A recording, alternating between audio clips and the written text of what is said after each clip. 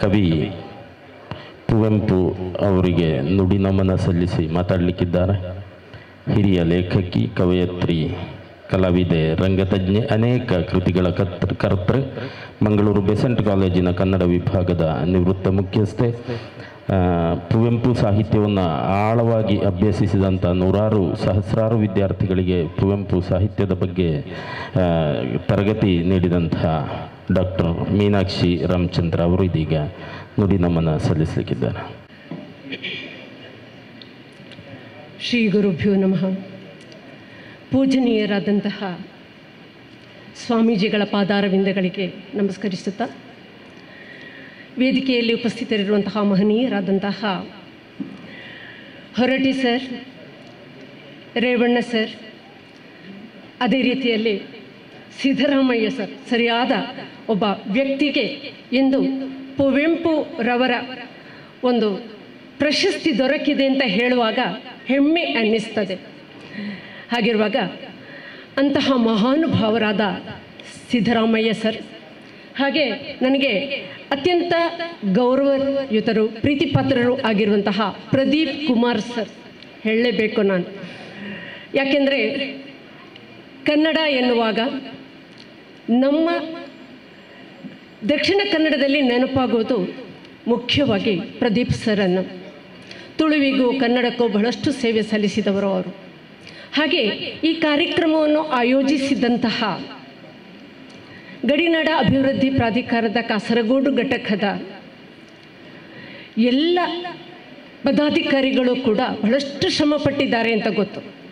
ಅವರಿಗೆಲ್ಲರಿಗೂ ವಂದಿಸುತ್ತಾ, ಈ ಒಂದು ಸಂದರ್ಭದಲ್ಲಿ ಕುವೆಂಪುರವರ ಬಗ್ಗೆ ಮಾತನಾಡುವಂತಹ ಒಂದು ಅವಕಾಶ ನನ್ನಂತಹ ಒಬ್ಬ ಸಾಮಾನ್ಯಳಿಗೆ ಲಭ್ಯ ಆಗಿದೆ ಅಂತ ಹೇಳಿದರೆ ನನಗೆ ನಿಜವಾಗಿಯೂ ಇದೊಂದು ಪುಣ್ಯ ಸಂದರ್ಭ, ಮರೆಯಲಾಗದ ಸಂದರ್ಭ ಎಂದು ಅನ್ನಿಸಿಬಿಟ್ಟಿದೆ. ಈ ನೆಲ ಇದು ತುಳು ನೆಲ. ಇದು ತುಳುನಾಡು ಎನ್ನುವಂಥದ್ದು ಎಷ್ಟು ವಿಸ್ತೃತವಾಗಿತ್ತು ಎನ್ನುವುದು ಬಹುಶಃ ನಾವೆಲ್ಲ ಈಗ ಮರೆತು ಬಿಟ್ಟಿದ್ದೇವೆ ಎನ್ನಬಹುದು. ಅತ್ತ ಗಂಗೊಳ್ಳಿ ಹೊಳೆಯಿಂದ ಇತ್ತ ನೀಲೇಶ್ವರದ ಕವಾಯಿ ಹೊಳೆಯವರೆಗೆ ಹರಡಿದಂತಹ ಬೃಹತ್ ನಾಡು ಈ ತುಳುನಾಡು. ಹಲವು ಸಂಸ್ಕೃತಿಗೆ, ಹಲವಾರು ರೀತಿಯ ಭಾಷೆಗಳಿಗೆ ಇದು ತವರು ಭೂಮಿಯೂ ಹೌದು. ಹೀಗಿರುವಾಗ ಈ ಭೂಮಿಯಲ್ಲಿ ನಡೆದಾಡಿದ, ತುಳುವಿಗಾಗಿ ತನ್ನ ಸರ್ವಸ್ವವನ್ನೂ ಸಮರ್ಪಿಸಿದ, ತುಳು ಮಣ್ಣಿನಲ್ಲಿ ಅದಕ್ಕಾಗಿ ಎಲ್ಲ ರೀತಿಯಲ್ಲೂ ಶ್ರಮಿಸಿದ ಒಬ್ಬ ಮಹಾನುಭಾವರು ಪುಂಡೂರು ವೆಂಕಟರಾಜ ಪುಣಚಿತ್ತಾಯರು. ತುಳುವಿನ ಬಗ್ಗೆ, ಅವರ ಬಗ್ಗೆ ಮಾತನಾಡಬೇಕು ಅಂತ ಹೇಳಿದರೆ ನಾವು ತುಳುವಿನ ಬಗ್ಗೆ ಮಾತಾಡಬೇಕಂದ್ರೆ, ತುಳು ಅಂದರೆ ಅದು ಕುವೆಂಪುರವರು. ಕನ್ನಡಕ್ಕೆ ಈಗಾಗಲೇ ಬಸವರಾಜ ಹೊರಟ್ಟಿ ಸರ್ ಹೇಳಿದರು. ಅದೇ ರೀತಿಯಲ್ಲಿ ಹೇಗೆ ಕನ್ನಡಕ್ಕೆ ಕುವೆಂಪು ಇದ್ದರು, ಹಾಗೆ ತುಳುವಿಗೆ ಇದ್ದವರು ಕುವೆಂಪುರವರು. ಅವರನ್ನು ಎಲ್ಲಿಯವರೆಗೆ ತುಳು ನಮ್ಮ ನಾಡಿನಲ್ಲಿ ಇರುತ್ತದೋ ಅಲ್ಲಿಯವರೆಗೆ ನಮಗೆ ಮರೀಲಿಕ್ಕೆ ಸಾಧ್ಯ ಇಲ್ಲ.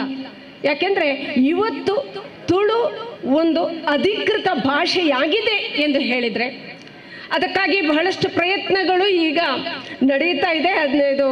8ನೇ ಪರಿಚ್ಛೇದದಲ್ಲಿ ಸೇರಿಸಲಿಕ್ಕೆ ಪ್ರಯತ್ನ ಪಡ್ತಾ ಇದ್ದಾರೆ. ಅದು ಆಗಬೇಕು ನಿಜವಾಗಿ. ಯಾಕೆಂದರೆ ಆ ಮೂಲಕವಾಗಿ ನಾವು ನಿಜವಾಗಿಯೂ ಸಲ್ಲಿಸಬೇಕಾದ ಗೌರವ ಯಾರಿಗೆ ಸಲ್ಲುತ್ತದೆ ಅಂತ ಹೇಳಿದರೆ ಅದು ವೆಂಕಟರಾಜ ಪುಣಚಿತ್ತಾಯರಿಗೆ ಸಲ್ಲುತ್ತದೆ.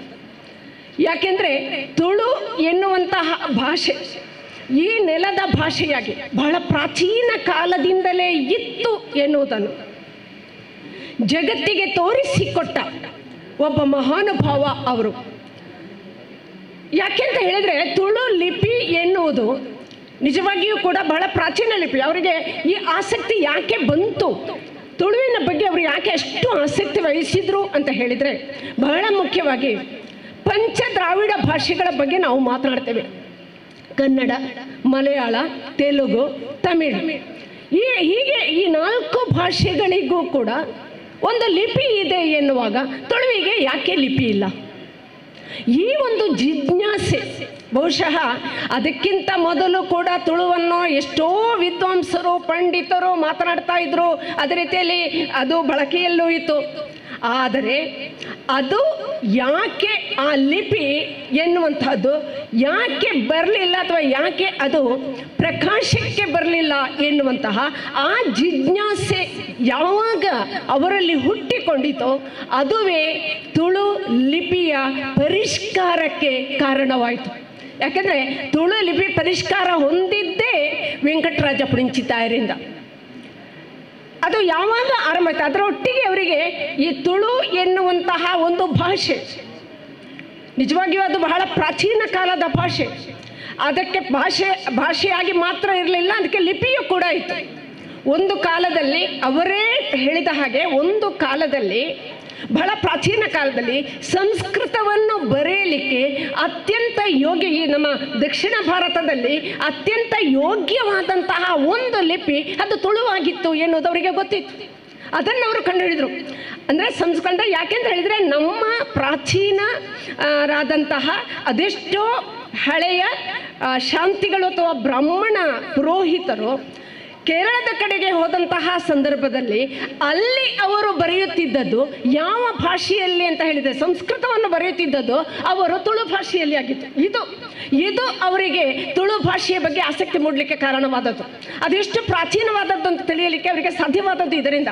ಅಂದರೆ ಅವರು ಆ ಭಾಷೆಯಲ್ಲಿ ಆ ಲಿಪಿಯಲ್ಲಿ ಸಂಸ್ಕೃತವನ್ನು ಬರೀತಿದ್ರು ಅಂತ ಹೇಳುವಾಗ ಅದು ನಿಜವಾಗಿಯೂ ಎಷ್ಟು ಪ್ರಾಚೀನವಾದಂತಹ ಭಾಷೆಯಾಗಿರಬೇಕು. ಮತ್ತು ಅದ ಯಾವ ಸಂದರ್ಭದಲ್ಲಿ ಅದು ಹುಟ್ಟಿಕೊಂಡು ಅಂದರೆ ನಮಗೆ ಹಿಂದಕ್ಕೆ ಅವರು ಅದರ ಸಂಶೋಧನೆಯಲ್ಲಿ ಹಿಂದಕ್ಕೆ ಹೋದರು. ಅದೆಷ್ಟು ಶಾಸನಗಳು ನಮ್ಮ ತುಳುನಾಡಿನ ಉದ್ದಕ್ಕೂ ಕೂಡ ಬೇರೆ ಬೇರೆ ಕಡೆಗಳಲ್ಲಿ ತುಳುವಿಗೆ ಸಂಬಂಧಪಟ್ಟಂತಹ ಅದೆಷ್ಟೋ ಶಾಸನಗಳಿವೆ. ತುಳು ಭಾಷೆಯಲ್ಲಿಯೇ ಬರೆದಂತಹ ಶಾಸನಗಳು ಲಭ್ಯವಾಗಿದೆ. ಈ ಎಲ್ಲ ಶಾಸನಗಳನ್ನು ಕೂಡ ನೋಡಿಯೂ ಕೂಡ ಕಂಡು ಕೂಡ ಇದು ಯಾಕೆ ಈ ಲಿಪಿ ಹೀಗೆ ಇದೆ ಎನ್ನುವುದನ್ನು ಯಾರೂ ಆಲೋಚನೆ ಮಾಡದೇ ಇರುವಾಗ ಅವರು ಮಾತ್ರ ಆ ಒಂದು ಲಿಪಿಯ ಬಗ್ಗೆ ಬಹಳಷ್ಟು ಶ್ರದ್ಧೆ ವಹಿಸಿದ್ದನ್ನು ನಾವು ಕಾಣ್ತೇವೆ. ಅದೇ ರೀತಿಯಲ್ಲಿ ಉಬ್ರಂಗಳದಲ್ಲಿ ದೊರಕಿದಂತಹ ತಾಮ್ರಶಾಸನದಲ್ಲಿಯೂ ಕೂಡ ತುಳುವನ್ನು ಅವರು ಕಾಣ್ತಾರೆ. ಇದೆಲ್ಲವನ್ನು ಹಾಗೆಲ್ಲ ನೋಡುವಾಗ ತುಳು ಎನ್ನುವಂತಹ ಭಾಷೆಯ ಅಥವಾ ಲಿಪಿ ಎನ್ನುವಂತಹದ್ದು ಸುಮಾರು 1190 ಕ್ರಿಸ್ತಶಕ 1190ರಲ್ಲಿ ಕುಲಶೇಖರದಲ್ಲಿ ದೊರಕಿದಂತಹ, ಕುಲಶೇಖರ ಅಂದರೆ ಮಂಗಳೂರಿನ ಹತ್ತಿರದಲ್ಲಿರುವಂತಹ ಒಂದು ಪ್ರದೇಶ, ಅಲ್ಲಿನ ವೀರನಾರಾಯಣ ದೇವಸ್ಥಾನದಲ್ಲಿ ಸಿಕ್ಕಿದಂತಹ ಒಂದು ಶಾಸನ, ಅದು ತುಳುವಿನಲ್ಲೇ ರಚಿತವಾದದ್ದು. ಆ ಶಾಸನವೇ ಅತ್ಯಂತ ಪ್ರಾಚೀನವಾದಂತಹ ಒಂದು ಶಾಸನ ಎನ್ನುವುದನ್ನು ಅವರು ಕಂಡುಕೊಂಡರು. ಶಾಸನದಲ್ಲಿ ಒಂದು ಭಾಷೆಯ ಲಿಪಿಯು ಮೂಡಬೇಕಿದ್ರೆ ಅದು ಆ ಕಾಲಘಟ್ಟದಲ್ಲಿ ಅದಕ್ಕಿಂತ ಹಿಂದೆಯೇ ಬಹಳಷ್ಟು ಪ್ರಚಾರದಲ್ಲಿ ಇರಬೇಕು. ಒಂದು ಭಾಷೆ ರೂಪ ತಾಳಲಿಕ್ಕೂ ಆ ಭಾಷೆಯಲ್ಲಿ ಲಿಪಿ ರೂಪ ತಾಳಲಿಕ್ಕೂ ಬಹಳಷ್ಟು ಕಾಲಾವಕಾಶ ಬೇಕಾಗ್ತದೆ, ಸುಮಾರು ವರ್ಷಗಳು ಬೇಕಾಗ್ತದೆ. ಅಷ್ಟೊಂದು ವರ್ಷಗಳು ಇದ್ದರೆ, ಸಾವಿರಾರು ವರ್ಷಗಳ ಇತಿಹಾಸ ಇದ್ದರೆ ಮಾತ್ರ ಆ ಒಂದು ಭಾಷೆ ಜನಭಾಷೆಯಾಗುತ್ತದೆ ಮತ್ತು ಅದರಲ್ಲಿ ಲಿಪಿ ಎನ್ನುವುದು ಮೂಡ್ತದೆ. ಸುಮ್ಮನೆ ಒಂದು ಲಿಪಿ ಮೂಡಲಿಕ್ಕೆ ಸಾಧ್ಯ ಇಲ್ಲ. ಕನ್ನಡದ ಪ್ರಾಚೀನತೆಯನ್ನು ಹೇಳುವಾಗಲೂ ಕೂಡ ನಾವು ಹಲ್ಮಿಡಿ ಶಾಸನವನ್ನು ಪ್ರಾಚೀನ ಶಾಸನ ಅಂತ ಹೇಳಿದ್ರು ಕೂಡ ಅದಕ್ಕಿಂತಲೂ ಹಿಂದೆ ಕನ್ನಡ ಭಾಷೆ ಪ್ರಚುರವಾಗಿತ್ತು ಎನ್ನುವುದಕ್ಕೆ ಎಲ್ಲ ರೀತಿಯ ಪುರಾವೆಗಳು ನಮಗೆ ದೊರಕುತ್ತವೆ. ಈ ಎಲ್ಲವನ್ನು ಇಟ್ಟುಕೊಂಡು ನಾವು ಕುವೆಂಪುರವರು ಮಾಡಿದಂತಹ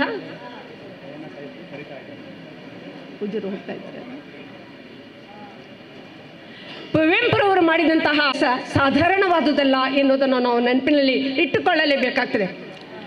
ಇನ್ನು ಅವರ ಬಗ್ಗೆ ಹೇಳಿಕೊಳ್ಳಲಿಕ್ಕೆ ಬಹುಶಃ ಎಲ್ರಿಗೂ ಗೊತ್ತು ಅವರು ಎಂತಹ ವ್ಯಕ್ತಿ ಅಂಥೇಳಿ.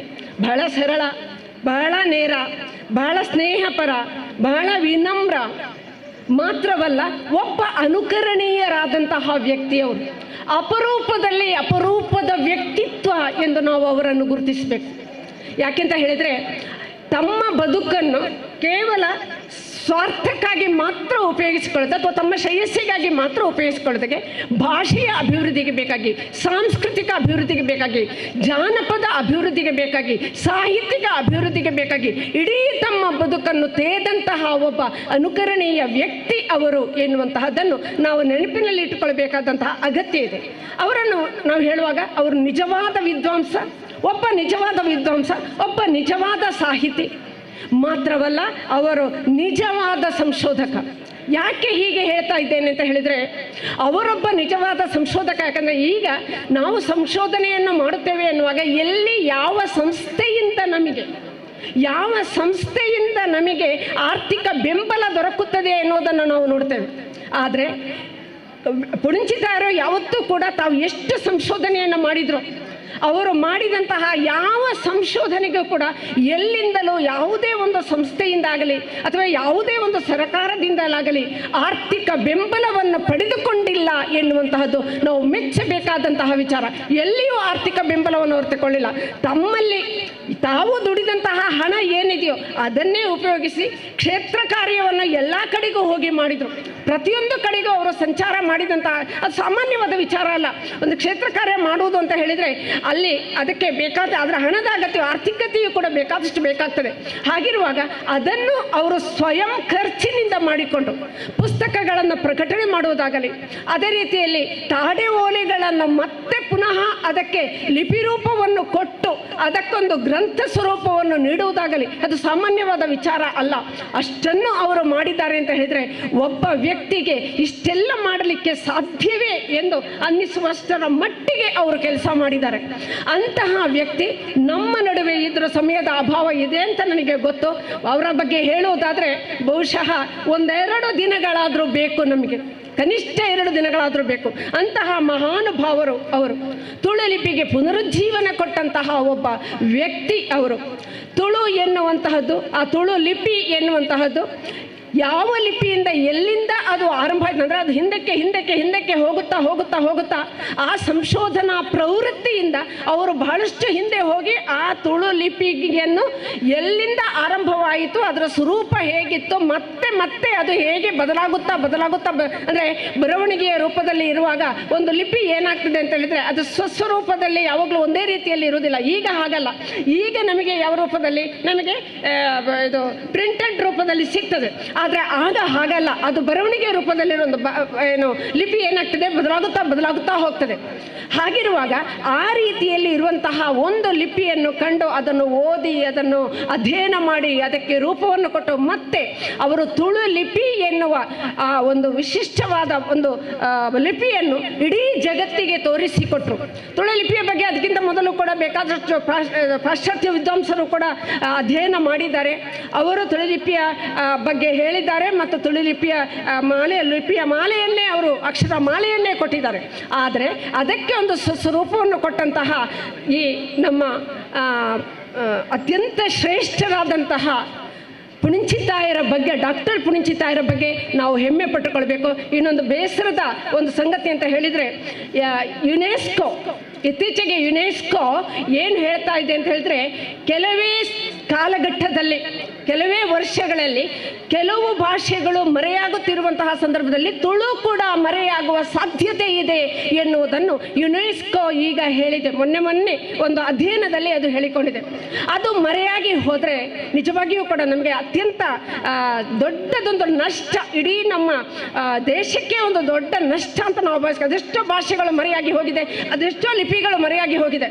ಹಾಗಿರುವಾಗ ತುಳು ಲಿಪಿ ಮರೆಯಾಗಿ ಹೋಗದ ಹಾಗೆ, ತುಳು ಭಾಷೆ ಮರೆಯಾಗದ ಹಾಗೆ ಕುವೆಂಪುರವರು ಏನು ಮಾಡಿದ್ದಾರೋ ಅವರ ಕೆಲಸಗಳು ಏನಿದೆ ಆ ಕೆಲಸಗಳನ್ನು ನಾವು ನೆನಪಿನಲ್ಲಿ ಇಟ್ಟುಕೊಂಡು ಆ ಲಿಪಿಯನ್ನು ಮತ್ತೆ ಆ ಭಾಷೆಯನ್ನು ಮತ್ತೆ ಪುನರ್ಸ್ಥಾನಕ್ಕೆ ತರಲಿಕ್ಕೆ ಮತ್ತು ಆ ಮೂಲಕವಾಗಿ ಪ್ರಯತ್ನ ನಡೀತಾ ಇದೆ. ಮಂಗಳೂರು ವಿಶ್ವವಿದ್ಯಾನಿಲಯ ಆಗಿರ್ಬೋದು, ಕುಪ್ಪಂ ದ್ರಾವಿಡ ವಿಶ್ವವಿದ್ಯಾನಿಲಯ ಆಗಿರ್ಬೋದು ಅಥವಾ ಉಳಿದದ್ದಾಗಿರ್ಬೋದು, ಎಲ್ಲವೂ ಪ್ರಯತ್ನ ಪಡ್ತಾ ಇದೆ.